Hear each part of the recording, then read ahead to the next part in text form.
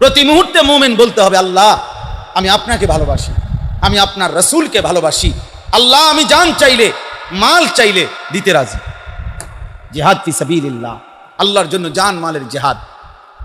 এই আয়াতটাই আমি পড়ছি, এবার শুনেন, তাইলে আমার কথা শেষ। এখানে আল্লাহ তাআলা বলছে, হে আমার বান্দা, তোমাদের পছন্দের 8টা জিনিস দুনিয়াতে আছে। আল্লাহ বলে তোমাদের প্রত্যেকের মধ্যে এই 8টি জিনিসের দুনিয়ার ভালোবাসা আছে, আমি জানি। আল্লাহ বলেন সেই ভালোবাসা থাকুক, কোনো মানা নাই, কিন্তু ওই 8টি ভালোবাসার উপরে এই 3টি ভালোবাসা আমি চাই। আল্লাহর ভালোবাসা, রাসূলের ভালোবাসা, জিহাদের ভালোবাসা। জিহাদ মানে জান মালের কুরবানি। কথা বুঝছেন কিনা? এই 3টা কি থাকতে হবে? উপরে। এই 3টা উপরে রাইখা যদি ওই 8টা তুমি পছন্দ করো, ভালোবাসো, আমার কোনো মানা নেই। আর যদি এটা উল্টপালট হয়, মানে এই 8টা উপরে উঠে যায়, 3টা নিচে নেমে যায়, ফাতারাব্বাসু, তাহলে আমি আল্লাহর পক্ষ থেকে আযাব আসার অপেক্ষা করো। আমি তোমারে শাস্তি দেব, আজ কিংবা কাল বেইজ্জতি করব, দুনিয়াতেও আখিরাতে। 8টি ভালোবাসা কি? আবা উকুম, তোমাদের পিতা মাতা। 2 আবনা উকুম, তোমাদের সন্তানাদি।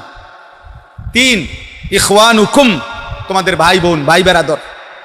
4 আজওয়াজ হুকুম, তোমাদের স্ত্রীগণ। 5 আশিরাত হুকুম, তোমাদের আত্মীয় স্বজন।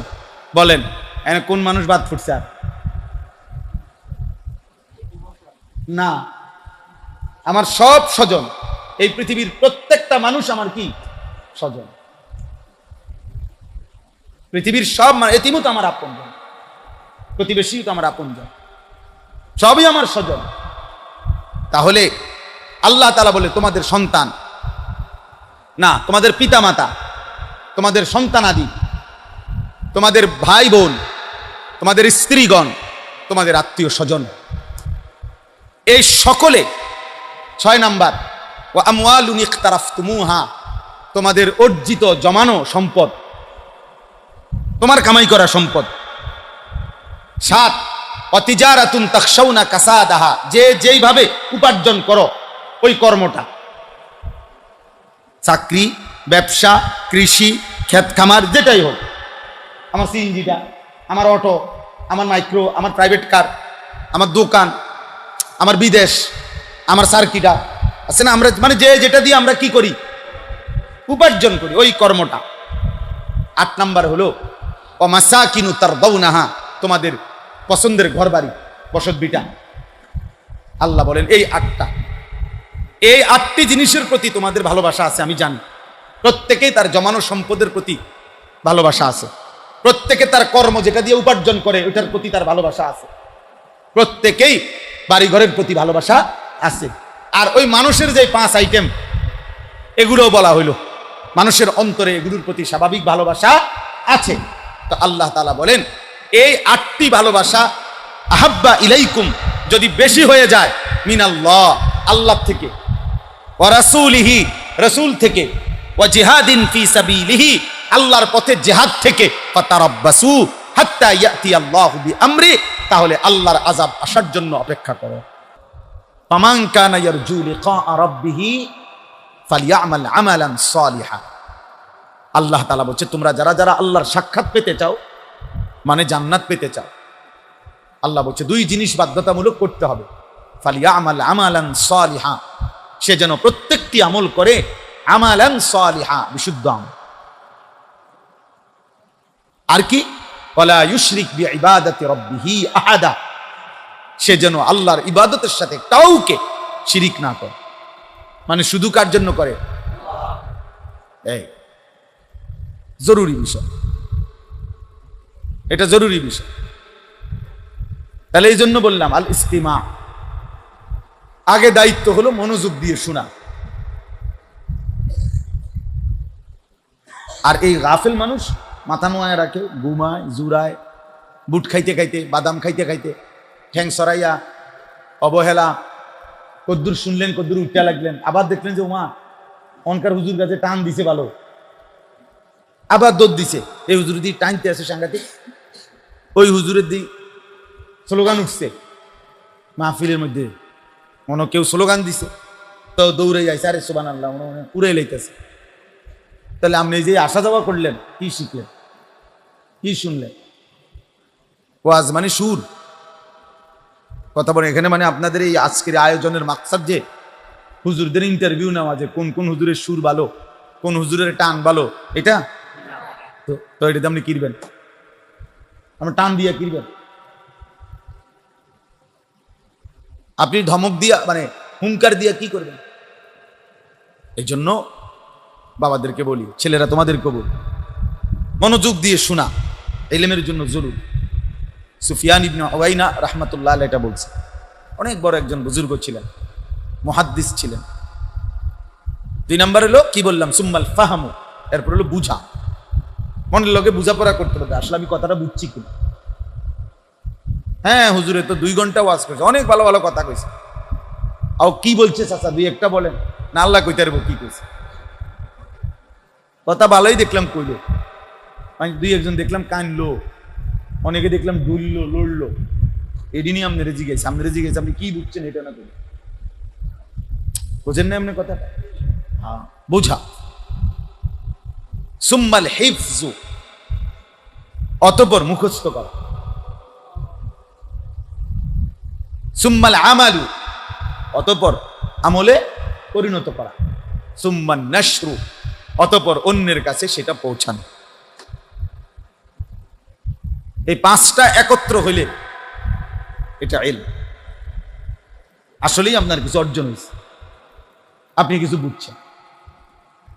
1 নাম্বার মনোযোগ দিয়ে শোনা, 2 নাম্বার বুঝা, 3 নাম্বার মুখস্থ করা, 3 নাম্বার আমল করা, কি করা, 4 নাম্বার অন্যের কাছে কি করা, পৌঁছা।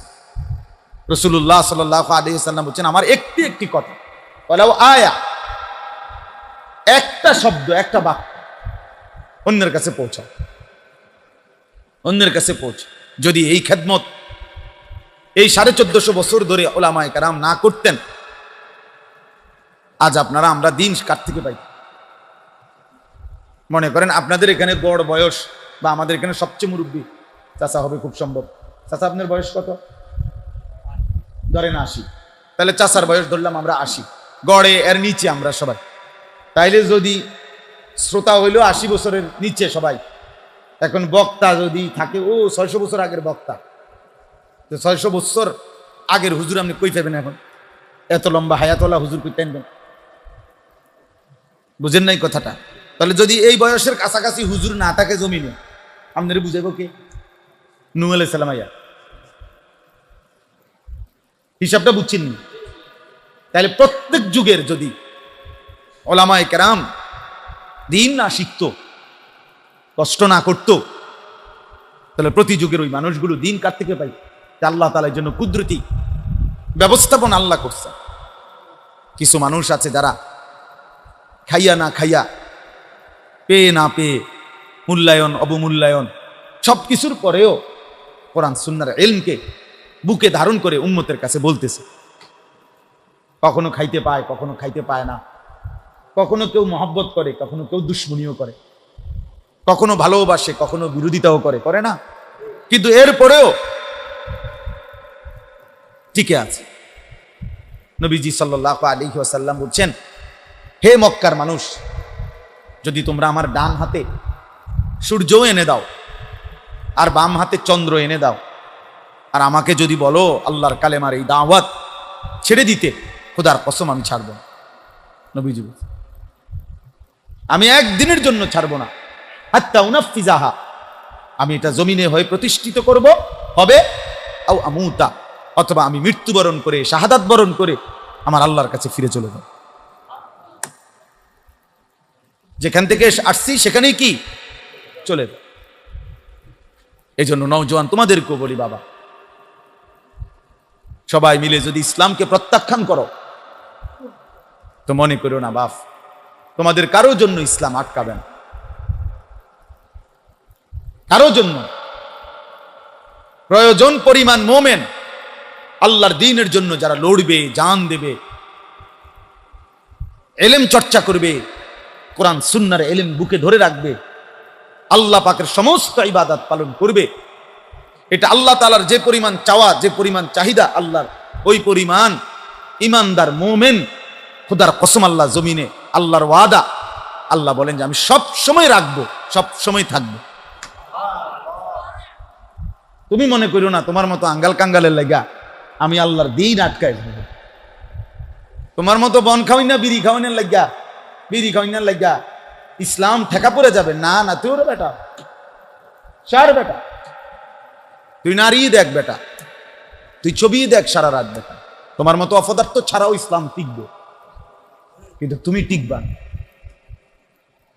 একদিন কবরে তুমি দেখবা, একদিন পৃথিবীতেই তুমি দেখবা তোমার কেউ 2 পয়সার মূল্য দেয় না।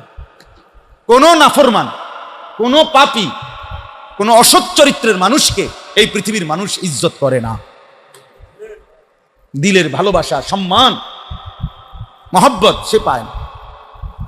মহব্বত শব্দে না, মহব্বত আরবি একটি শব্দ, এটা বলাই হয় মাইলানুল কলব, অন্তর কারো প্রতি ঝুঁকে পড়া। তাহলে মহব্বত, ভালোবাসা এই বিষয়টাই অন্তরের কাজ, এটা হাতের না, জবানের না। এটা কিসের? দিলের, দিলের বিষয়। মহব্বত কিসের বিষয়? দিলের বিষয়। তাহলে মুখে না আপনার জি স্যার, জি জি জি জি, কলিজাটা না দেখেন। আমি নিজে দেখছি একবার এক লোকের সামনে তার অফিসের কর্মচারী 5 মিনিটের মধ্যে মনে 50 বার বলছে তারে জি স্যার, জি স্যার, জি জি জি জি জি স্যার, জি জি, আপনি যেটা বলছেন জি স্যার, এটা এটাই হবে, জি স্যার। মানে একটা শব্দের লগে 3 বার করে বলছে জি স্যার। যখনই গেছে গা ওই বস ছড়ে গেছে, আমি বসা, ওই লোক কইতেছে হুজুর মনটা চাইছে ফাঁসাতে একটা লাত্তি দিই। আমি বললাম আস্তাগফিরুল্লাহ, আপনি এতক্ষণ দেখলাম জি স্যার, জি স্যার কইয়া ফেনা উঠে এলেন, এখন বলতেছেন ফাঁসাত লাত্তি দিতে মন চাইছে। তখন সে বলছে হুজুর জানেন না কাট্টা সুদখোর, এই শব্দটা কাট্টা কি? তাহলে কি খবর কুটিপতি, তোর কর্মচারী তোরে ইজ্জত দিল না অপমান করলো? তুমি যারে বেতন দাও সেও তো তোমার ভালোবাসে না, বাকিরা কোথা থেকে ভালোবাসবে বলে? এজন্য কোনো চরিত্রহীন ছেলে কারো কাছে সম্মান পায় না। সে এজন্য পাগলের মতো, তার সিরার মতো, প্রতিবন্ধীর মতো নিজের সাথেই নিজে হাসে। এখনকার ছেলেরা দেখবে মূল কারণ এটা, এই সমাজের কেউ যে তার দিকে আন্তরিকতার কারণে তাকায় না, এই কারণে নিজের ছবি নিজে উঠায়, নিজেই হাসে, নিজের চুলের ফ্যাশন নিজেই, নিজেই পা আলগি দেয়, নিজেই হাত আলগি দেয়। মানে যে নিজের সাথে নিজে যে হাসে, নিজের সাথে যে নিজে মজা, এ তো প্রতিবন্ধী, এ পাগল, এ তার সিরা। আপনি দেখেন যেই কোনো পাগল দেখেন, যেই কোনো পাগল বাস্তবিকে তারা নিজে নিজে হাসে না, কথা বলেন, কি যেন ধরে, কি যেন মনে যেন বুঝতেছে, কি যেন বলতেছে, নিজের সাথে নিজেই হাসে, এটা প্রতিবন্ধী। এই জন্য এই সেলফি তোলে ছবি যেগুলা, ওগুলো সব প্রতিবন্ধী। হ্যাঁ হ্যাঁ, এদের ব্রেনের সমস্যা, মাথায় সমস্যা এদের, নিজের সাথে নিজে হাসে কেন? আমার তাই আমার সুন্দর লাগতেছে, ও মা এটা কি, তোমার কাছেই তোমার সুন্দর লাগতেছে, তার মানুষের কিত্তু লাগবে। কোরআনুল কারীমের মধ্যে আল্লাহ বলছে ফালা তুযাক্কু আনফুসাকুম। দোস্ত কোরআনের আয়াত, আল্লাহ বলেন কেউ নিজেই নিজেকে পবিত্র ভেবো না, বলো না। তোমার সাফাই, তোমার ঢোল তুমি বাজাইও না, তোমার ঢোল তুমি বাজাইও না। ফালা তুযাক্কু আনফুসাকুম হুয়া আ'লামু বিমান ইত্তাকা। আল্লাহই জানেন কি মুত্তাকি, আল্লাহই প্রকাশ করেন। আল্লাহ বলছেন আমার কোন বান্দা যখন ঈমান আমলের উপরে উঠে, কোরআন শরীফে আছে ইন্নাল্লাযীনা আমানু ওয়া আমিলুস সালিহাত সায়াজআলু লাহুমুর রাহমানু বুদ্দা। সুবহানাল্লাহ। আল্লাহ বলে কোন বান্দা যখন ঈমান এবং আমল পূর্ণ করে, আল্লাহ নিজে বলেন আমি আমার গোটা সৃষ্টির মধ্যে আমি আল্লাহ নিজে তার জন্য ভালোবাসা দিয়ে দেই। আমার সৃষ্টি তাকে ভালোবাসে, আমার মাখলুক তাকে ভালোবাসে। আমরা এই আয়াতের তাফসিরে পড়ছি বাবা, তাফসিরের মধ্যে আছে নবীজি সাল্লাল্লাহু আলাইহি সাল্লামের হাদিস, আল্লাহ তাআলা যখন তার কোনো বান্দাকে ভালোবাসে, আল্লাহ ফেরেশতা জিবরাইলকে ডাকে, ডেকে বলে ইন্নী আহবাবতু ফুলানান ফাআহিব্বা, জিবরাইল একে আমি ভালোবাসি, তুমিও ভালোবাসো। জিবরাইল বলে আহবাবতু ইয়া রাব্বি, আয় রব আমিও ভালোবাসলাম। আল্লাহ নবী সাল্লাল্লাহু আলাইহি সাল্লাম বলে তখন জিবরাইল এবার 7 আসমানের যত ফেরেশতা আছে সমস্ত ফেরেশতাদেরকে ডেকে বলে, হে ফেরেশতারা আসমানের, তাকে আল্লাহ ভালোবাসে, আমি জিবরাইলও ভালোবাসি, তোমরাও ভালোবাসো। আহিব্বুহু ক্বালু আহবাবনা, সব আসমানের ফেরেশতারাও বলে আমরাও তাকে ভালোবাসলাম। এরপরে নবীজি বলেন সুম্মা তুনজালুল মাহাব্বাতু ফিল আরদ, অতঃপর সেই ভালোবাসার ঘোষণাটা জমিনের মধ্যে নামানো হয়। এবার জমিনেরও সবকিছু আল্লাহর সেই বান্দাকে ভালোবাসে, সে মানুষটাকে ভালোবাসে। অপরিচিত কিন্তু মানুষ দেখলেই বলে হ্যাঁ লোকটারে দেখতে বোঝা যায় নামাজি, লোকটারে দেখলেই মনে হয় ভালো মানুষ, ভালো ছেলে। এই যে এটা কুদরতি ব্যবস্থাপনা। এই জন্য দোস্ত, একটা ছেলেকেও বললাম, ওই তোমার বন্ধু তোমারে বলছে তোরে হেব্বি দেখা যাইতেছে, দোস্ত তোরে সেরকম মনে হচ্ছে, কি রকম জিগাইলে না, তোরে যে সেরকম লাগতেছে সেইটা কে, সে কে, কি পুট্টাখোর না বাবাখোর না গাঁজাখোর না ডাইলখোর, জিগাইলা না? কারণ সেজদাবিহীন নাফরমানকে তো জুনায়েদ বাগদাদির মতো লাগবে না। কথা বলেন তো স্যার? যদি বলে যে সেরকম, তো তাহলে মানে এই চুলের ফ্যাশন, এক ওয়াক্ত নামাজ পড়ে না, শরীরটা নাফাক, পেশাব করে ঠিকমতো ঢিলা কুলুক ব্যবহার করে না, এমন অপদার্থ তো জুনায়েদ বাগদাদির মতো হবে না। বাইজিদ বুস্তামির লোক তো হেরে মিলতো না। তো তাহলে সেরকম যে লাগ যে কইছে, সে তো নিশ্চিত কোনো ফুট্টাখোর বাবাখোর ছাড়া আর কিছু, কোনো না কোনো গাঁজাখোর ছাড়া, কোনো না কোনো মাতাল ছাড়া, কোনো না কোনো নেশাখোর ছাড়া আর কি। পৃথিবীর কোনো ভদ্র মানুষ, মার্জিত মানুষ, সে তো অপবিত্র থাকে না। সুস্থ স্বাভাবিক মানুষ তো কি থাকতে পারে না? অপবিত্র থাকতে পারে। ইন্নাল্লাহা তাইয়্যিব লা ইয়াকবালু ইল্লা তাইয়্যিবান, নবীজি সাল্লাল্লাহু আলাইহি ওয়াসাল্লাম বলছেন নিশ্চয়ই আল্লাহ তাআলা পবিত্র, আর তিনি পবিত্র ছাড়া কোনো কিছু গ্রহণ করেন না, গ্রহণ করেন না। এই জন্য বাবাদেরকে বলি, ছেলেরা তোমাদেরকেও বলি, বাপ, আমি এই জন্য প্রথমেই কথাটা কি বললাম যে এই পৃথিবীর বাংলা, অঙ্ক, ইংরেজি, পদার্থ জীববিজ্ঞানের বই দোস্ত, ওইটাও পড়া, আমরা অস্বীকার করি না, ওইটাও জ্ঞান, কিন্তু সেই জ্ঞান আর কোরআন সুন্নাহর ইলম এক কথা না। একেবারে একটা প্রকাশ্য বাহ্যিক পার্থক্য হইলো, অনেক পার্থক্য তো আছেই, সারা রাত বলা যাবে ইনশাআল্লাহ, কিন্তু একটা বাহ্যিক পার্থক্য হইলো ওই সবগুলো ক্লাস 1 থেকে মাস্টার্স পর্যন্ত নার্স। এজন্য আমরা মক্তবের বাচ্চারাও ওযু করাই, আর একবারে বড় টাইটেল ফরে যায় বেটা, বেটারও কি করাই, আমাদের আলিফ বা তাসার জন্য কি লাগে? ওযু লাগে। এটা ইলম, কোরআন সুন্নাহর কি ইলম। জিজ্ঞাসা করে নেবেন কোনো আলেমকে, মুফতি সাহেব থেকে জেনে নেবেন, তাইলে বলেন, বা আলাদা জিজ্ঞাসা করেন, তাইলে বললাম, বুঝাইতে চাইলাম কি, পবিত্রতা জরুরি। মোবাইলের স্ক্রিন থেকে দেখে দেখে খোলা, যখন মোবাইলের মধ্যে খোলা থাকে আয়াত, এখান থেকে যখন কেউ তেলাওয়াত করে তো ওযু থাকা জরুরি, কারণ এটা তো সে হাত লাগাচ্ছে, বারবার পৃষ্ঠার মতো এটা সরাইতেছে না। তাইলে বলেন, আপনি আরো বিস্তারিত লাগলে আরো বুঝে নিবেন কোন আলেমে দ্বীন থেকে। তাহলে আমার বলার উদ্দেশ্য হলো পবিত্রতা কোরআন সুন্নাহর ইলমের জন্য গুরুত্বপূর্ণ। এখন এই পবিত্রতা মানে কি? এই পবিত্রতা মানে হলো বাহ্যিক শারীরিক যেই পবিত্রতা এটাও জরুরি, আত্মিক যেই পবিত্রতা এটাও জরুরি। এই জন্য নবীজি সাল্লাল্লাহু আলাইহি ওয়াসাল্লাম বলছেন, আল্লাহ তাআলা কোরআনেও বলছেন, সমস্ত নবীদেরকে আল্লাহ বলছেন, সমস্ত নবীর ঈমানদার উম্মতকে আল্লাহ বলছেন যে দুইটা জিনিস তোমরা নবী উম্মত বরাবর, দুইটা হুকুমের ক্ষেত্রে আল্লাহ বলছে দুইটি হুকুম সকল নবীর জন্য এবং নবীর উম্মতের জন্য ইমানদার বরাবর। একটি হলো সকল নবী এবং সকল নবীর ইমানদার উম্মতের জন্য হালাল খাওয়া, হালাল উপার্জন বাধ্যতামূলক, সমান বাধ্যতামূলক। সকল নবী এবং সকল নবীর ইমানদার উম্মতের জন্য আমল করা, আল্লাহর হুকুম মতে আমল করা, এটা বাধ্যতামূলক, বাধ্যতামূলক। কোরআনুল কারীম আল্লাহ তাআলা বলছে, ইয়া আইয়ুহার রাসূল কুলু মিনাত তাইয়্যিবাত, হে রাসূলগণ হালাল খাও, ওয়া আমালু সালিহান, এবং নেক আমল করো।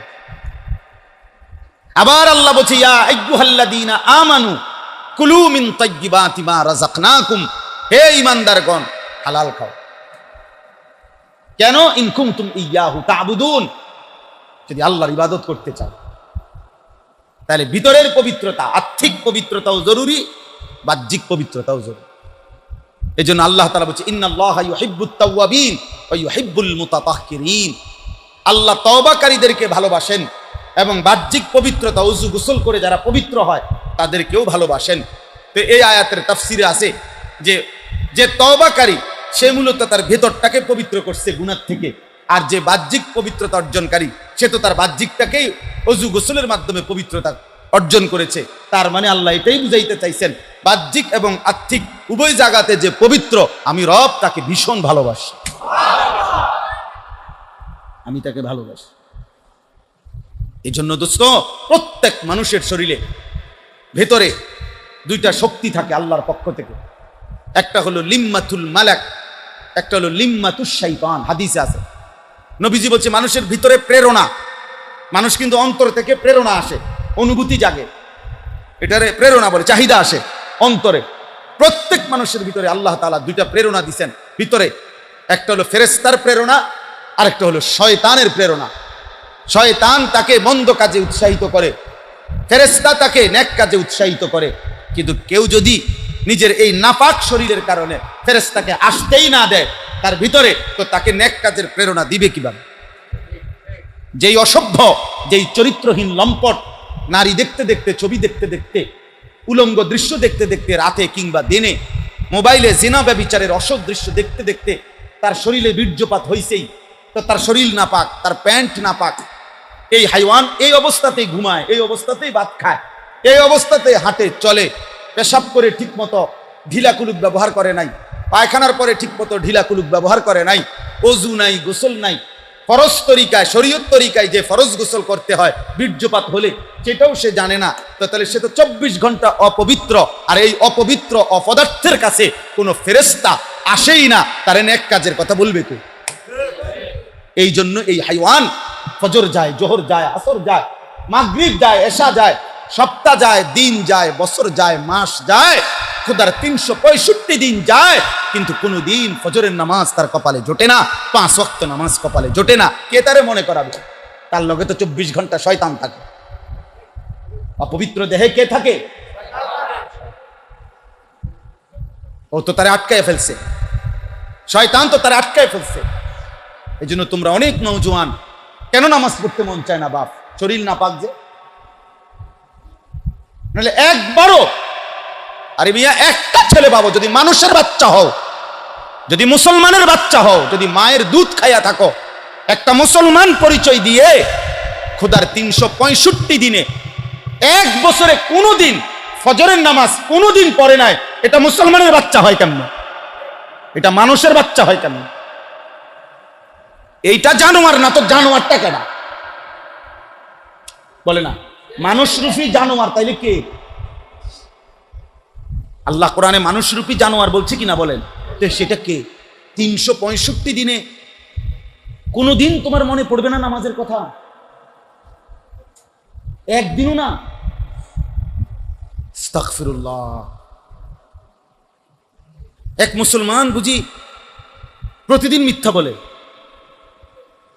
একজন মুসলমান বুঝি প্রত্যেক দিন ওজনে কম দেয়, একজন মুসলমান বুঝি প্রতিদিন সুদ খায়, 30 বছর কিস্তি খায়, একজন মুসলমান প্রতিদিন নাচ গান দেখে, একজন মুসলমান বুঝি প্রতিদিন গালি দেয়, একজন মুসলমান প্রতিদিন বুঝি নর্তকীর নাচ, টেলিভিশন নাচ গান, নাটক, সিনেমা দেখে, কোনোদিনই ফিরবে না। কোনোদিনও মনে পড়বে না এটা গুনাহ। হায় হায়, এটা কি বলে? ওই বাপ বলে, একজন বলে মুসলমান এমন পাষাণ হয় কেন? হ্যাঁ, মোমেন এমন আপন ভোলা হয় কেন? হ্যাঁ, ইমানদার এভাবে ভুলে যায় কেমন আল্লাহ? 16 বছর বয়সে যদি কেউ, প্রিয় যুবক, মাত্র 16 বছর, মাত্র 18 বছর, এত কম বয়সে যদি তোমার মালিককে তুমি এভাবে ভুলে যাও, বাকি জীবন কেমনে কি করবা? এত কম বয়সে যদি এত বড় শক্ত নাফরমান হয়, 40 বছর বয়সে সে কি করবে? 50 বছর বয়সে সে কি করবে? ও তো আল্লাহ শব্দই চিনবে না, ও তো ইসলামই চিনবে না।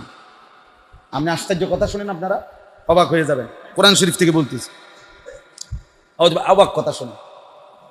কোরআন শরীফের আয়াত, আমাদের নবী সাল্লাল্লাহু আলাইহি ওয়াসাল্লাম যখন মক্কায় জন্মগ্রহণ করলেন, 40 বছর বয়সে ইসলামের দাওয়াত দিলেন, শুরু করলেন। তো সমস্ত অশ্লীলতা, বেহায়াপনা, অসভ্যতাকে নিষেধ করলেন।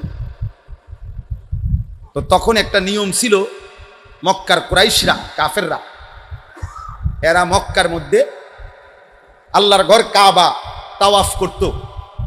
তখন তো এটা পূর্ব যুগ থেকেই ছিল, হজ্জের বিধান সেই ইব্রাহিম আলাইহিস সালামের জামানাতে। তো মাঝখান দিয়ে তারা নিজেরা, এই কুরাইশরা একটা আইন বানাইছিল দীর্ঘদিন যাবত, বছরের পর বছর। আইনটা হলো, আল্লাহর ঘরে যদি কেউ তাওয়াফ করতে হয়, তাদের আইন ছিল যে তাদের একটা নির্ধারিত দামি, বেশি মূল্যের একটা পোশাক, এহরামের কাপড় তারা বিক্রি করত। তাফসীরে আছে।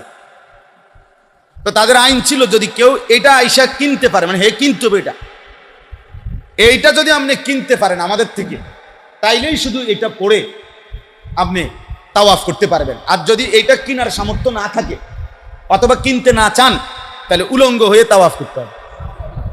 বুঝেন নাই? তোমার নিজস্ব পোশাক দিয়ে কি হবে না, ওই তো না, এটা নিয়ম বানাই দিছে এরা কুরাইশরা। যুগ যুগ ধরে, বছরের পর বছর এই অঘোষিত ভাবে একটা নিয়ম বানায় ফেলতে পারে। যখন ইসলাম আসলো, কোরআন নাজিল শুরু হলো, আমাদের নবী সাল্লাল্লাহু আলাইহি সাল্লাম বললেন, এটা অসভ্যতা, এটা একটা অসভ্য কাজ কিনা, বলেন না? বিবস্ত্র মানুষ আল্লাহর ঘর চারদিকে তাওয়াফ করবে, এটা কেমন কথা? একজন নারী, একজন পুরুষ উলঙ্গ তাওয়াফ করবে, আস্তাগফিরুল্লাহ। এর চাইতে নোংরা কাজ, অসভ্য কাজ, অশ্লীল কাজ হইতে পারে কিছু? এটা তো কোরআন শরীফে আল্লাহ উল্লেখ করছে। নবীজি যখন তাগরে এটা বলল, নিষেধ করলো, তারা দুইটা জবাব দিছে এই কুরাইশরা। নবীজি বলল যে এটা একটা অসভ্য কাজ, বেহায়াপনা, তোমরা এটা বন্ধ করো। আল্লাহ নবীকে তারা বলল, ওয়াজাদনা আলাইহা আবাআনা, আমাদের বাপ দাদাদেরকে আমরা এটাই করতে দেখছি। এটা তো একটা ভয়ঙ্কর কথা। আচ্ছা, এর পরের কথা আরো ভয়ঙ্কর। কোরআন শরীফের আয়াত, ওয়াল্লাহু আমারানা বিহা, নাউযুবিল্লাহ। ওরা বলল, মুহাম্মদ তুমি জানো না, আমাদের পূর্বপুরুষকে এভাবে তাওয়াফ করতে স্বয়ং আল্লাহ বলছে।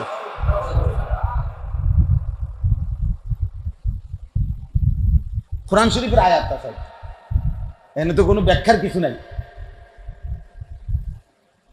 কি অবাক করা কথা বলে, কি আশ্চর্য! অসভ্যতার, অশ্লীলতাকে, বেহায়াপনাকে এবার রবের উপরে কি করে দিছে? মালিকের উপরে চাপায় দিছে, আল্লাহর উপরে চাপায় দিছে। বুঝেন নাই? আল্লাহর নাফরমানিকে বুঝাই দিছে কিছু মানুষ। প্রকাশ্যে আমরা দেখতেছি শরীয়তের বিরোধী কাজ করে। ওমা বললে কয় এটি অন্য লাইন, এটি আপনারা বুঝতেন না। আপনারা যেসব হুজুর, যেসব আপনারা কিতাব পড়ছেন, এটি এই কিতাবে না, এটি আলগা কিতাব, কিতাবে আলাদাই, এটি 90,000 কালাম।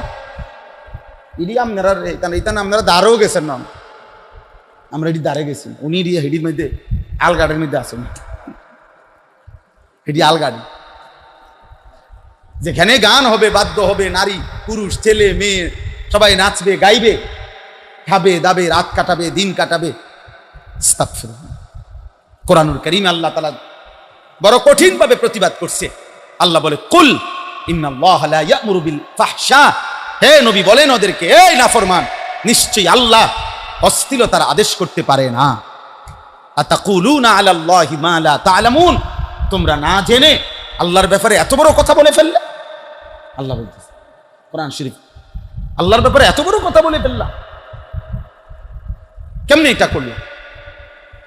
ওই দেখেন, ওই চুল্লায় দেখেন মোবাইল খেতে, হ্যাঁ বেটকাও, হ্যাঁ হাসি দাও বাবা, দাঁড়াইয়া হাসো সবাই, একটা ছবি উঠাক তোমার। হ্যাঁ, বড় কঠিন, কলিজা মানানো কঠিন। আপনারা জানেন না, আমরা যুদ্ধ করতেছি এটা নিয়ে। আমাদের এই সন্তান, আমাদের 18 বছর 20 বছরের ছেলেরা যদি আজকে আমাদের হারিয়ে যায়, আমাদের সন্তান যদি আল্লাহ না চিনে, আখিরাত না চিনে, সেজদা না চিনে, নামাজ না পড়ে, আগামী দিনে আল্লাহর দ্বীনের জন্য লড়বে কে?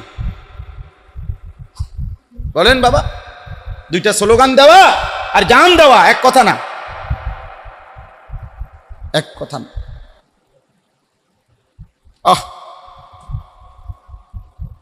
আর আমার সন্তানরা মোবাইল থেকে একটা মিনিট নজর ফিরাইতে রাজি না। চুল সাজাইতে হাজার হাজার টাকা ব্যয় হয়ে গেছে, কিন্তু কোনোভাবেই সিদ্ধান্ত নিতে পারতেছে না কিভাবে সুন্দর দেখা যায়। আরো 100 বছরও যুবক সিদ্ধান্ত নিতে পারবা না।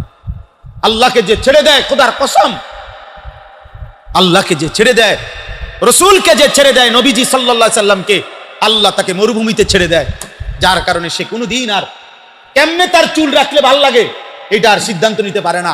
কোন জামা পরলে কোন পোশাক, এজন্য প্রতি 3 মাসের পোশাক বদলায়, প্রতি 6 মাসে তার চুলের ডিজাইন বদলায়, চলাফেরার স্টাইল বদলায়, কারণ নাফরমান নিজেই জানে না তারে কেমনে সুন্দর লাগে। ও নিজেই সিদ্ধান্ত নিতে পারে না কোন চুলে তারে মানায়, ও নিজেই সিদ্ধান্ত নিতে পারে না কোন জামায় তারে মানায়। আমরা আলহামদুলিল্লাহ আজকে 44 বছরে কোনো দিন জামার ডিজাইনও বদলাইতে হয় নাই, চুলের ডিজাইনও বদলাইতে হয় নাই। যেদিন থেকে দাড়ি উঠছে সেদিন থেকে কোনো দিন একবার 1 সেকেন্ডের জন্য ভাবতেও হয় নাই যে এটা কাটলে ভালো লাগবে, না কমাইলে ভালো লাগবে, না ডিজাইন করলে ভালো লাগবে। আরে বেটা, 800 কোটি মানুষ যদি বলে যে আপনারে ভালো লাগে না দাড়িওয়ালা চেহারা, আমি বলি তোর ডিজাইনের উপরে, তোর ভালো লাগার উপরে থুতু মারি বেটা। আমার মোহাম্মদ আরবির সুন্নতি সুন্নাত বেটা, আমার রসুল সাল্লাল্লাহু আলাইহি সাল্লামের দাড়ি মুবারক ছিল, অতএব এটাই সুন্দর, এটাই সুন্দর। এবার 800 কোটি মানুষও যদি সুন্দর লাগে না বলে, তোদের সুন্দরের উপরে থু।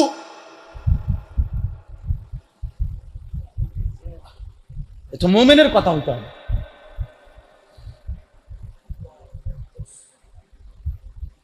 এই জন্য আমি আপনাদেরকে মনে করাইতে আসছি, প্রিয় ভাই, প্রিয় বাবা, আখিরাত নিশ্চিত। নবীজি সাল্লাল্লাহু আলাইহি সাল্লাম বলেন, নবীজিকে যদি বিশ্বাস করেন তো নবী নিজে বলছে, বুইস্তু আনা ওয়াস সাআতু কাহাতাইন, আমি এবং কিয়ামত এমন পাশাপাশি, এই 2 হাত আঙ্গুল যেরকম পাশাপাশি, আমি এবং কিয়ামত এমন পাশাপাশি। রাসূলুল্লাহ সাল্লাল্লাহু আলাইহি সাল্লাম আখিরাতের ব্যাপারে এতগুলো কথা বললেন, সব কথা মিথ্যা। কোরআন এতগুলো কথা বললো, সব মিথ্যা, সব কল্পনা। তাহলে তোমরা যুবক কি কারণে নামাজ পড়ো না বাপ? সবাই আপনারা শুনে নিছেন, নবীজি সুপারিশ করবেন, আমরাও বলি সুপারিশ করবেন, 100 ঠিক। কিন্তু নবী সাল্লাল্লাহু আলাইহি ওয়াসাল্লাম যে বললেন, এশার নামাজ এবং ফজরের নামাজে যে আসে না মসজিদে, লা ইয়াশহাদুহুমা মুনাফিকুন, খোদার কসম, বিশুদ্ধ হাদিস। নবীজি বলছে, এশার নামাজ এবং ফজরের নামাজ যে জামাতে পড়ে না, সে মুনাফিক, মুনাফিক, মুনাফিক, মুনাফিক। আর এবার বলেন, যিনি সুপারিশ করবেন তিনি বললেন তুমি মুনাফিক, তো সুপারিশ করবে তোমার কোন আব্বায়? কথা বলেন, তার সামনে বলেন, তোমার কোন বাপে সুপারিশ করবে? হ্যাঁ, এটা মস্কারি পাইছেন? হ্যাঁ, নবীজির সুপারিশ এটা মস্কারি না? মস্কারি তো। নবীজি তো বলছে আপনার ঘরে যে বিড়ি খাইতে খাইতে তুমি কবরে আসবা, উম্মত আইলে, আরে মাশাআল্লাহ, আরে ওই যে ব্যস্ত, এদিকে যাও যাও যাও, মা ফেরেশতা বইয়ে রয়েছে বহন লইয়া যাও। মানে ব্যাপারটা এমন না? এমনই তো, উনি বুঝছে এটা। উনি মৃত্যু পর্যন্ত সুদ খাবে, কিস্তি নিবে, আর উনি মরলেই নবী সুপারিশ করে বেহেশত দিয়ে দিব। সুপারিশ মানে এই তো না? কি আপনাদের একজন বলেন, আপনার বিবেক এটা বলে সুপারিশ মানে এই কথা? বাজারের ব্যবসায়ী মারা গেছে, আমার পরিচিত এক জায়গা ইমাম সাহেব বলতেছে, বাজারের ইমাম, বাজার মসজিদের ইমাম আর কি, কয় যে হুজুর ব্যবসায়ী একজন মারা গেছে, উনি পুরা বাজারে সুদে টাকা লাগাইতো, তো 20-25 দিন পরে মরার তার বউ আইছে পর্দার আড়াল থেকে হুজুর রে কয়, ইমাম সাহেব রে কইতে আছে, হুজুর আমনে তো আরে বাজারের সব লোকরে চিনেন, আমগো হেবড়া কার কারতে টিয়া পায়, আমনে যদি কদ্দুর এটি কদ্দুর কষ্ট করে উড়াই দিতেন। এবিডি কয় ইমাম সাহেব রে সুদের টিয়া উড়াই দিত। ইমাম সাহেব কয়, হুজুর আমি আসমান থেকে পড়লাম। মহিলা কি বললো, আমার মহিলার বিবেকটা কি?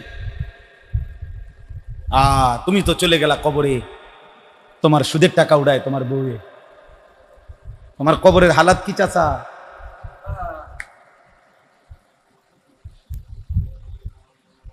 তুমি তো চলে গেলা কবরে চাচা, তোমার কিস্তি শোধ করে তোমার ফুতে, তোমার কবরের কি হালাত চাচা?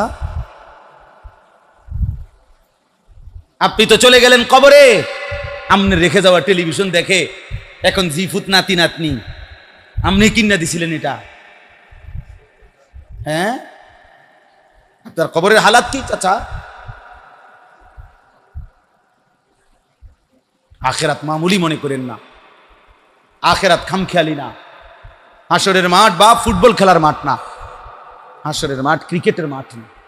হাসরের মাঠ ওই মাঠ, 1.25 লক্ষ আম্বিয়া, আদম আলাইহিস সালাম থেকে নিয়ে আমাদের নবী পর্যন্ত সমস্ত নবী যে মাঠের ভয়ে কেঁদেছেন, দিবানিশি কাঁদছেন, ওই মাঠের নাম হাসরের মাঠ। এটা ফুটবল খেলার মাঠ।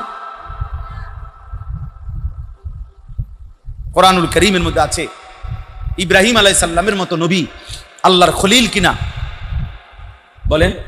তিনি কোরআন শরীফে আছে, তিনি আল্লাহর কাছে দোয়া করতেন, রব্বি লা তুখজিনি ইয়াউমা ইউবাসুন ইয়াউমা লা ইয়ানফাউ মালুন ওয়ালা বানুন।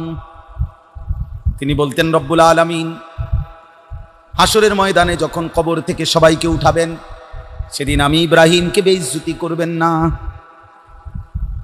রব্বুল আলামিন, আমি জানি সেদিন কোনো মাল কিংবা সন্তান কোনো উপকারে আসবে না। ইব্রাহিমের মতো নবী যদি বন্ধু এই কথা বলে, বাপ আপনি কেডা আমি কেডা? হ্যাঁ, যেই কোনো আলেমকে জিজ্ঞেস করে দেখেন, আল্লাহর নবী সাল্লাল্লাহু আলাইহি ওয়াসাল্লাম নবীজি নিজে, নবী আল্লাহর মাহবুব, মাহবুব কিনা? নবীজি সাল্লাল্লাহু আলাইহি ওয়াসাল্লাম আল্লাহর হাবিব। আল্লাহ বলছে, বন্ধু আপনার জন্য আমি হাসরের ময়দানে আলাদা স্পেশাল জায়গা রাখছি, মাকামে মাহমুদ। আসা আন ইয়াবাসাকা রাব্বুকা মাকামাম মাহমুদা, আপনাকে আমি মাকামে মাহমুদ দেব। আল্লাহ বলছে, ওয়ালা সাউফা ইউতিকা রাব্বুকা ফাতারদা, আল্লাহ বলছে, বন্ধু আপনাকে আমি এই পরিমাণ দেব, দিতে দিতে দিতে দিতে দিতে দিতে আপনি বন্ধু খুশি হয়ে যাবেন, আপনি হাসবেন, আপনারে খুশি করা পর্যন্ত আমি দিতে থাকবো। আল্লাহর নবী বলছেন, আনা আউয়ালু শাফিঈন, হাসরের ময়দানে আমি প্রথম সুপারিশ করব। নবীজি বলছেন, আনা আউয়ালু মুশাফফাইন, হাসরের ময়দানে আল্লাহ প্রথম আমার সুপারিশ শুনবেন। আনা আউয়ালু খাতিবুহুম ইদা উনসিতু, নবী বলেন হাসরের ময়দানে সব যখন চুপ থাকবে, আমি মুহাম্মদই আমার রবের সাথে প্রথম কথা বলবো। আল্লাহর নবী বলছেন, প্রথম সেজদা হাসরের ময়দানে আমি আল্লাহকে দেব। প্রথম আল্লাহর প্রশংসার বাক্য হামদ, আল্লাহর প্রশংসার কালেমা আমি মুহাম্মদ আমার জবান দিয়ে পড়ব। আল্লাহর সামনে সেজদা দিয়ে হাসরের ময়দানে আমি মাওলার সামনে প্রথম চোখের পানি ফেলবো। আল্লাহ তাআলা ডাক দিয়ে বলবেন, বন্ধু আপনার সেজদাও আমি গ্রহণ করলাম, চোখের পানিও গ্রহণ করলাম, আপনার প্রশংসার বাক্যগুলো আমি আল্লাহ গ্রহণ করলাম। ইরফা রাসাক, আপনি মাথা উঠান, আপনি বসেন বন্ধু। সালতুতা, আপনি বলেন আমি আপনাকে দেব, বলেন আপনি। এত মর্যাদা। আনা আউয়ালু মান ইয়াকরাউ বাবাল জান্নাহ, নবীজি সাল্লাল্লাহু আলাইহি সাল্লাম বলেন, আমি প্রথম জান্নাতের দরজা নাড়ব। দরজার কড়া প্রথম নাড়াবেন কে? রাসূলুল্লাহ সাল্লাল্লাহু আলাইহি সাল্লাম। কিলা মান, ভিতরের ফেরেশতা বলবে আপনি কে? নবী বলেন আমি নিজে বলবো আনা মুহাম্মদ, আমি মুহাম্মদ। ফাফুতিহাল বাব, দরজা খুলে দেওয়া হবে। ওয়াকালা আনতাযিরু লাক, ফেরেশতা বলবে আমি তো আপনার অপেক্ষাই করছিলাম, আপনি আসবেন বলেই তো 1000 বছর ধরে অপেক্ষমান, আপনি উদ্বোধন করবার জন্যই তো কাউকে ঢুকতে দিচ্ছি না। এত মর্যাদা, এত সম্মান যে নবীর। বন্ধু, সেই নবী সাল্লাল্লাহু আলাইহি সাল্লাম প্রত্যেক দিন দুনিয়ার হায়াতে থাকতে 5 ওয়াক্ত নামাজের পরে কসম খোদার নবীজি আল্লাহর কাছে দোয়া করতেন, আল্লাহুম্মা হাসিবনি হিসাবান ইয়াসীরা, আল্লাহ আমি বন্ধুর হিসাব আপনি সহজ করে দিয়েন, আমার হিসাব মাওলা সহজ করে দিয়েন। আপনি কেডা চাচা? বলেন আপনি কে? ইব্রাহিম যদি এই কথা বলে, মুহাম্মদ আরবি যদি এই কথা বলে, আপনি কে? কোরআনে আল্লাহ বলছে ফাকাতিল ফি সাবিলিল্লাহ লা তুকাল্লাফু ইল্লা নাফসাকা। নবীকে আল্লাহ বলছে বন্ধু, যদি ময়দানে আপনার সাথে যুদ্ধে কেউ না থাকে তবু আপনি একাই যুদ্ধ করবেন। নবীজিকে আল্লাহ বলছে আপনার সব সঙ্গীও যদি ছেড়ে দেয় আপনাকে, লা তুকাল্লাফু ইল্লা নাফসাকা, আপনি কিন্তু আপনার উপরে শরীয়তের বিধান কিন্তু আরোপিত থাকবেই, আপনাকে আপনার জবাব কিন্তু দিতেই হবে। হ্যাঁ, কাকে বলছে? নবীজিকে বলছে। আপনি কে? আমি কে? পাত্তা আছে আমাদের কোনো? যাকে আল্লাহ এত মর্যাদা দিছেন তিনি বলতেছেন আল্লাহ আমার হিসাব সহজ করে দেন। 5 ওয়াক্ত নামাজের পরে নবী পড়তেন। বুঝতে শিখেন, একজনই বুঝে। সাধারণ মানুষ আমরা দিন আই না দিন খাই, এই সমস্ত ফাকনা কথা এটি সাদওয়ানে কইয়েন, হাসরের ময়দানে এসব গফ, এসব সুন্দর সুন্দর কথা মস্কারি হাসরের ময়দানে চলবে। হাসরের ময়দান হবে না বাবা। আল্লাহ, আমি বউ বাচ্চা জিফুত মানুষ করতে করতে, সংসার করতে করতে নামাজেরও সুযোগ পাই নাই, কোরআন পড়ারও সুযোগ পাই না, আপনারা ডাকার সুযোগও পাই নাই, এমন কথা বললে খোদার কসম কবরে আপনি মাফ পাবেন না। আল্লাহ আমাদেরকে বুঝ দান করেন। দুনিয়া চলুক কোনো মানা নাই, কিন্তু আল্লাহকে ভালোবাসতে হবে সবার আগে, রাসূলুল্লাহ সাল্লাল্লাহু আলাইহি সাল্লামকে ভালোবাসতে হবে সবার আগে, আল্লাহর জন্য জান মাল কোরবানি করতে হবে সবার আগে। তোমারে আমি শাস্তি দেব, বেইজ্জতি করব, ফিদ দুনিয়া ওয়াল আখিরা, অন্য আয়াত আছে, দুনিয়াতেও আখিরাতেও আপনি কষ্ট পাবেন। আমনে বিবি বাচ্চারে খুশি রাখতে গিয়ে ওদের নামাজের কথা বলেন নাই, আপনি বিবি বাচ্চারে খুশি রাখতে গিয়ে, স্ত্রী সন্তানকে খুশি রাখতে গিয়ে হারাম রোজগার করছেন, হারাম রোজগার করছেন। তার মানে ভুলে গেছেন আল্লাহকে, মনে রাখছেন এদেরকে, ভুলে গেছেন রাসূলকে, মনে রেখেছেন এদেরকে। বলেন 30 বছর ধরে যার ঘরে 20 বছর ধরে রঙিন টেলিভিশন চলতেছে, প্রতিদিন বিবি বাচ্চা নাতি নাতনি নাচ গান নর্তকীর ছবি দেখে, নাটক সিনেমা দেখে, আপনার মনে আছে আল্লাহকে? কথা বলে না কেন? মনে আছে রাসূলকে? আপনার ভালোবাসা এরা গালেব, এরা আপনার ভালোবাসার বেশি বেশি। আল্লাহ তাআলা বলেন অপেক্ষা করো, আমি শাস্তি দেব, আজ কিংবা কাল অপমানিত হবা। 30 বছর পরে দেখবা পুতের ঘরের নাতি, 40 বছর পরে হলেও শুনবা, আরে আমনে মরলে আপনার নাতিরে প্রয়োজনে 70 বছর পরে হলেও মানুষ বলবে তোর দাদা সুদখোর ছিল। লম্বা লম্বা কথা কস, চিনি না তোর দাদা বাটফারা ছিল। আল্লাহ বলে এই যে বেইজ্জতি করলাম, অপমানিত তোকে আমি করবই না ফরমান।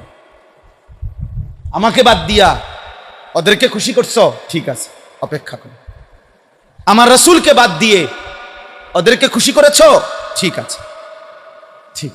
কি পরিমাণ মুসলমান আজকে আমরা বিবি বাচ্চা, একটা সোফা কিনতে বললে কিস্তি নেয়। আরে মুসলমান, এক সেট সোফা দিয়ে আখিরাত এভাবে বরবাদ করে দিলেন, মাত্র 20,000 টাকার জন্য আখিরাত শেষ করে দিলেন। বলে সামান্য ফার্নিচারের জন্য কিস্তি নেয়। হায় আফসুস, 5,000 টাকা কিস্তি নিছে। 5,000 টাকা দিয়ে এক মানুষের দুনিয়ার প্রয়োজন শেষ হয়? 30,000 টাকা কিস্তি নিছে, 30,000 টাকা দিয়ে একজন মানুষের প্রয়োজন পূরণ হয়? তাহলে মাত্র 30,000 টাকার জন্য মালিককে ভুলে গেলেন, মালিককে ভুলে গেলেন। আমার কাছে কিতাবে আছে। সম্মান কি রইল ওই বেচারা? অথচ 26টা বছর সে কি পরিমাণ রক্ত পানি করছে। সৌদি আরবের ঘাম কি পরিমাণ, সৌদি আরবের রৌদ্র কি পরিমাণ। একটা একটা টাকা রোজগার করতে বেচারা প্রতিটা টাকা রিয়াল হয়তো ঘামে ভিজছে। তার কলিজা পানি করা, রক্ত পানি করা টাকা। আর সন্তান 2 হাতে মোবাইল টিপে, সন্তান 2 আঙ্গুলে মোবাইল টিপে, বেটি 2 আঙ্গুলে মোবাইল টিপে, বেটি বাজারে বাজারে ঘুরে। তোমার স্বামী এই জন্য রক্ত পানি করছে। আল্লাহ হেফাজত। শেষ সময় ফাতারাব্বাসু হাত্তা ইয়াতি আল্লাহু বিআমরি। আল্লাহ বলছে আমি তোকে অপমানিত করব বান্দা। আখিরাতে তো আছেই, মিলবে না। বাজারে বন্ধু খাট পালং সোফা ফার্নিচার সব পাওয়া যায়, হৃদয়ের সুখ রবের কাছে পাওয়া যায়। কার কাছে? বাজারে ল্যাপ তোষক কম্বল বালিশ সব পাওয়া যায়, এসি পাওয়া যায়, কিন্তু রবের কাছে ঘুম পাওয়া যায়। এই জন্য ঘুম কে দেয়? এই জন্য কত হাজার কোটিপতি আছে সারা রাত ঘুম আসে না, অথচ অত্যাধুনিক দামি বিছনা বালিশ সব আছে, এসি চলে, কিন্তু ঘুম নাই। কত সাধারণ মানুষ রেল স্টেশনে বাস স্টেশনে ইটের উপরে মাথা দিয়ে ওই সারা রাত ঘুমায়। আমি দেখছি একবার ইয়াসিন ভাই বেড়ায় মনে হয় রাত্রে ট্রাকের থেকে আলুর বস্তা নামাইছে, বুঝিনি, বস্তায় দিয়ে এমনি থুয়ে রাখছে আলুর বস্তা আর কি। এই বস্তার উপরে তারা 2 জন ঘুম দিছে, যে এমন ঘুম। সাইডে দিয়ে আমি একজন লোকরে ভিতরে মানে নামাই দিয়েছি মাদ্রাসার সামনে। তাহলে আমার এই হেডলাইট গাড়ির প্রাইভেট কারের এত বড় হেডলাইট এটা জ্বলছে দিক দিয়া, হরন দিছি, আমরা গেলাম আবার আইলাম, এবারে একটা মুসরাও দিছে না, একটা লড়াও দিছে রাস্তার লগে। আমার চোখে দেখ আলুর বস্তার মধ্যে কি করতেছে? ঘুমাইতেছে। তাহলে রব যদি ঘুম দেয়, ইটের উপরেও ঘুম আসে, আলুর বস্তার উপরেও কি আসে?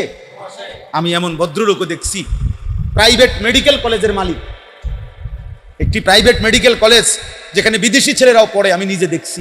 ওই ভদ্রলোক সারা রাত নিজের বিল্ডিং এর ছাদে সারা রাত বসে থাকে, গিটার বাজায় আর সিগারেট খায় সারা রাত। একার যদি কম খায় 200। বুঝেন নাই? ঘুম কোথায়? ঘুম কোথায়? কোথায় ঘুম কোথায়? মূলত রবের কাছে। আল্লাহ বলছে ফাতারাব্বাসু হাত্তা ইয়াতি আল্লাহু বিআমরি আল্লাহু লা ইয়াহদিল কওমাল ফাসিকিন। আল্লাহ বলে আমি কোন আল্লাহু লা ইয়াহদিল কওমাল ফাসিকিন, কোন ফাসিককে রব্বুল আলামিন হেদায়েত দেবে না। গুনাহ ছাড়তে হবে, নাফরমানি ছেড়ে দিতে হবে বন্ধু, আল্লাহর অবাধ্যতা ছেড়ে দিতে হবে তুমিও আমিও, জওয়ান ও বুড়াও, নাইলে জান্নাতের পথ মিলবে না, আখিরাতের রাস্তা মিলবে না। ইন তাত্তাকুল্লাহা ইয়াজআল লাকুম ফুরকানা। আল্লাহ বলছে বান্দা মুত্তাকি হও, তাকওয়া অবলম্বন করো, আমি রব্বুল আলামিন তোমার অন্তরে জান্নাতে যাওয়ার পর্যন্ত রাস্তা আমি আল্লাহ নিজে আলোকিত করে দেব। যেদিকেই তাকাইবা আমি আল্লাহকেই দেখবা, আমার কুদরত দেখবা। जिधर देखता हो तू ही तू, हजार में शजर में तेरे रंगो बू है। আউলিয়া কেরাম বলে আল্লাহ পাথরেও দেখলে আপনাকেই দেখি, গাছের দিকে তাকাইলে আপনাকেই দেখি। জিদারে দেখতা হো তু হি তু, যেদিকেই দেখি মাওলা আপনাকেই দেখি, আপনাকেই দেখি। এজন্য বন্ধু নাফরমানরা সুখে নাই, কোন নামাজি সেজদাওয়ালা দুঃখে নাই। যদি সত্যিকার আল্লাহকে সেজদা দেয়, রাত গভীরে যদি তাহাজ্জুদ পড়ে, আল্লাহকে যদি ডাকে। অতএব পৃথিবী অনেক যান্ত্রিক, আর কোনোদিন যদি বলতে না পারি, একবারই বললাম রাত অনেক হয়েছে, আপনারা কষ্ট করে বসে আছেন, আমি অনুরোধ করলাম, পৃথিবী বড় বেশি যান্ত্রিক, আধুনিকতা, মানুষের আরামের জন্য হাজারো আইটেম, কিন্তু মানুষের নিরাপত্তা অনেক কম। মানুষের জান মালের কি নাই? নিরাপত্তা। নিরাপত্তা 1 বছর আগের 6 মাস আগের রাস্তা এখন মনে হয় যেন এটা মানচিত্র, মানে এইভাবে ভাঙ্গা রয়েছে, এন দিয়া বাঁকা হেন দিয়া বাঁকা। আমি যে আসছি বিশ্বাস করেন, ওই ইলিটগঞ্জের ওই মাথার থেকে এই পর্যন্ত 20 মিনিটও তো লাগার কথা না। এখান থেকে এখানে আমার মনে হয় 1 ঘন্টা লাগছে শুধু এই রাস্তাটা পার যাই, এত ভাঙ্গার ভাঙ্গা। আমি কি করতাম, এটা কেমনে ঠেলন গাড়িটা। এই জন্য বাবা আধুনিকতা তো বাড়ছে বাপ, কিন্তু মানুষের নিরাপত্তা, শান্তি, সুখ কমে গেছে। যে কয়জন যুবক থাকছো শেষ পর্যন্ত, তোমরা ভাই নামাজ পড়ো, ফজরের নামাজ পড়ো ভাই, ফজরের ক্যাম্পেইন করো, 4 জনে দায়িত্ব নাও, 1 জন ছেলে হিম্মত করো, আমি আমার 1 জন বন্ধুকে ফজরের জন্য উঠাবো, দেখবা ইনশাআল্লাহ বরকত হবে। ফজর ক্যাম্পেইন আমাদের একটা মেহনত আছে, এটা মিশন, ফজরের জন্য জাগান। আলহামদুলিল্লাহ আমার সন্দ্বীপে বন্ধু আছে, আমার কলেজের বন্ধুরা, চট্টগ্রাম সন্দ্বীপে 1 বছর মেহনত করছে, 4 জনে 1 বছর মেহনত করে টানা 4000-এর মতো কিশোর যুবক ফজরের নামাজ জামাতে পড়ে। গত শুক্রবারে আমার মসজিদে আমার এক ঘনিষ্ঠ মানুষ আসছে, তারা 2 জন ল্যাপ তোষকের দোকানদার, ল্যাপ তোষক বেচে। তারা তাদের এলাকা লাকসাম মনোহরগঞ্জ মেহনত করছে, কয় যে হুজুর 15-20 দিন মেহনত করতেছি, আলহামদুলিল্লাহ প্রায় 240 জন ফজরের নামাজ জামাতে পড়ে। আরো হবে ইনশাআল্লাহ। আমার বলছে হুজুর আপনি একটা ডেট দেন, আমরা উনি যাইবেন, আমি অন দেবো ডেট। কত মানুষ 6 বছরে ডেট চায় না, অন ডেট নিবা তুমি, ডেট ড্রাইভার বলছি গাড়ি থামাও, এর আগে ডেট দাও, এনতে দাও। ফজরের জন্য জাগা, ফজরের নামাজ বিজয়ের নামাজ, ফজরের নামাজ মোমেনের নামাজ, ফজরের নামাজ ইমানদারের নামাজ। ফজর যে পড়ে না সে মুনাফিক, সুপারিশ মিলবে না বাপ, সুপারিশ আমার আব্বার সম্পত্তি না। মসজিদের টিয়া 10,000 দিয়ে আপনি ব্যস্ত দেবেন, জি না ব্যস্ত 10,000 টিয়া না, যেমন 2টা রুম না, ওটা মসজিদে ব্যস্ত, 4টা ফ্যান দিছে 3-4-12,000, হ্যাঁ ব্যস্ত। আরে বাপরে, ব্যস্ত আপনার আব্বারে না, আপনার 12,000 টাকা দিয়ে ব্যস্ত দিয়ে লাগবে। এটা তো একটি আমল, কথা বোঝেন নাই, দান সাদাকা একটি আমল কিনা, বোঝেন নাই আমার কথা, একটি আমল, এটার নেকি অবশ্যই পাবেন, কিন্তু বাকি আমলগুলো বোঝেন নাই আমার কথা, এটার নেকি তো আপনার বাদ দিবে না, কিন্তু আমার বাকি আমলগুলো। আল্লাহ আমাদেরকে বুঝ দান করেন।